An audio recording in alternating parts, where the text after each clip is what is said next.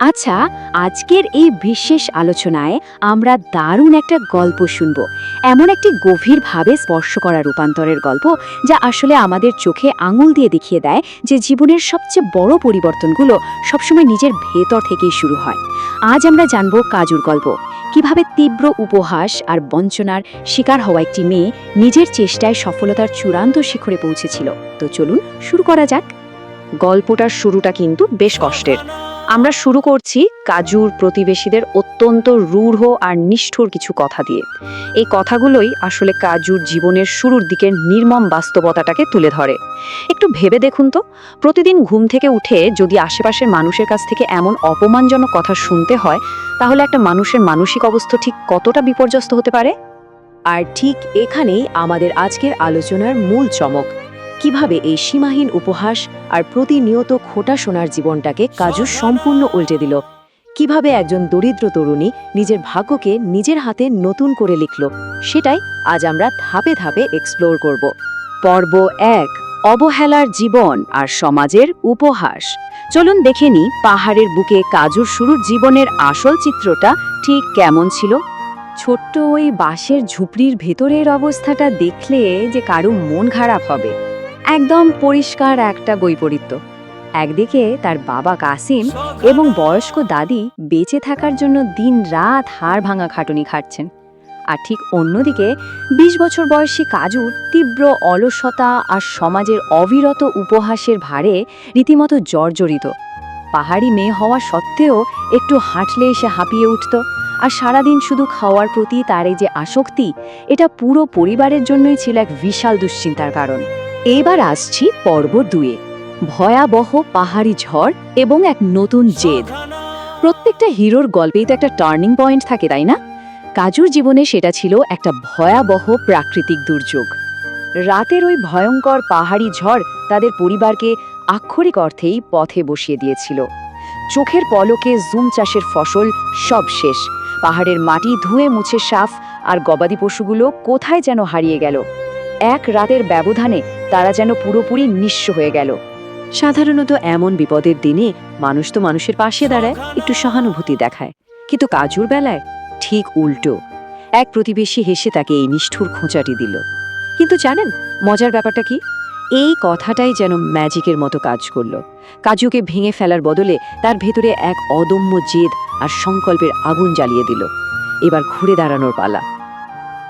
এরপরই শুরু পর্ব ৩, পাহাড় জয় আর নতুন সম্ভাবনার খোঁজ। দাদির মুখে শোনা এক পুরনো পাহাড়ি পথের গল্প শুনে কাজু এক অভাবনীয় সিদ্ধান্ত নিয়ে বসে।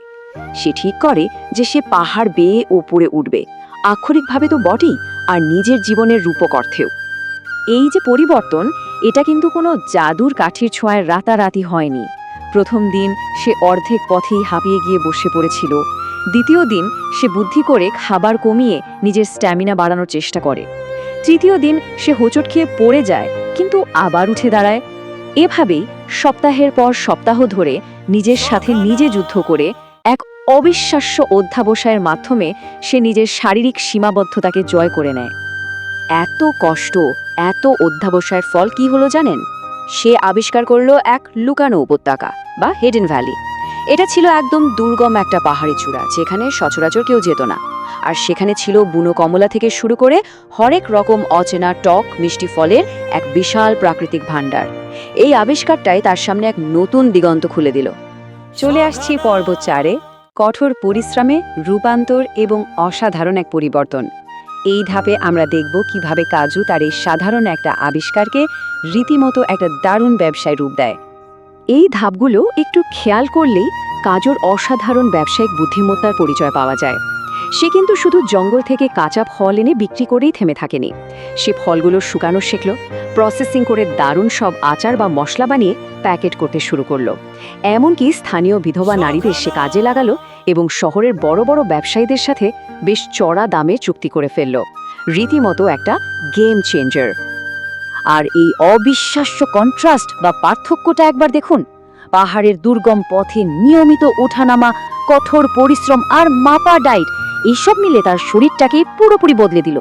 সেই অল্পতেই হাঁপিয়ে ওঠা অলস মেয়েটি এখন একজন ছিপছিপে শক্তপোক্ত আর দারুণ আত্মবিশ্বাসী এক নারী উদ্যোক্তা। তার ভেতরে এখন শুধুই পজিটিভ এনার্জি। এরপরেই আমাদের পর্ব 5, সম্মান ও সাফল্যের এক নতুন অধ্যায়। ব্যবসা তো ফুলে ফেপে উঠল, আর সেই সাথে শুরু হলো কাজুর জীবনের এক নতুন অধ্যায়, যেখানে আছে শুধু সম্মান আর স্বীকৃতি। বাস্তবতা আসলে কত দ্রুত বদলে যেতে পারে, তাই না? ভেবে দেখুন, যে মানুষগুলো একসময় তাকে নিয়ে হাসাহাসি করত, বডি শেমিং করত, তারাই এখন তার প্রশংসায় পঞ্চমুখ। গ্রামের মানুষের কাছে সে এখন রীতিমতো আইডল, আর শহরের বড় বড় ধনী পরিবার থেকে তার জন্য বিয়ের প্রস্তাব আসতে শুরু করেছে। কিন্তু এখানেই কাজু তার সত্যিকারের প্রজ্ঞার পরিচয়টা দিল। সে কিন্তু ওই ধনী পরিবারগুলোর প্রস্তাবে রাজি হলো না, বরং সে বেছে নিল কারুন নামের এক সৎ আর পরিশ্রমী অনাথ তরুণকে। কারণ সে খুব ভালো করেই জানত পৈতৃক সম্পদের চেয়ে নিজের হাতে করা সৎ উপার্জনের মূল্য অনেক বেশি। আর কারণ এমন একজন মানুষ ছিল যে কাজুর এই পরিশ্রমকে একদম শুরু থেকেই সম্মান করত। আর সবশেষে পর্ব 6, গল্পের মূল শিক্ষা এবং অনুপ্রেরণার বার্তা। আজকের এই সম্পূর্ণ আলোচনার একদম শেষ পর্যায়ে চলে এসেছি আমরা। চলুন দেখি এই চমৎকার গল্পটা আমাদের জন্য কি বার্তা রেখে যাচ্ছে। পবিত্র কোরআনের এই অত্যন্ত শক্তিশালী আয়াতটি কাজুর পুরো যাত্রার একটা নিখুঁত সারসংক্ষেপ। নিশ্চয়ই আল্লাহ কোনো জাতির অবস্থা পরিবর্তন করেন না যতক্ষণ না তারা নিজেদের অবস্থান নিজেরা পরিবর্তন করে। পরিবর্তন কখনো আকাশ থেকে পড়ে না, এটা নিজের ভেতর থেকে শুরু করতে হয়। তো আজ এখানেই শেষ করছি এই প্রশ্নটা রেখে, জীবনে যখন আমরা এমন কোনো উপহাস বা কঠিন পরিস্থিতির মুখোমুখি হই, তখন কি আমরা সেটাকে মেনে নিয়ে ভেঙে পড়ব, নাকি সেই অপমানকেই জ্বালানি বানিয়ে নিজের সফলতার পাহাড়ে উঠব? সিদ্ধান্তটা কিন্তু একদমই আমাদের।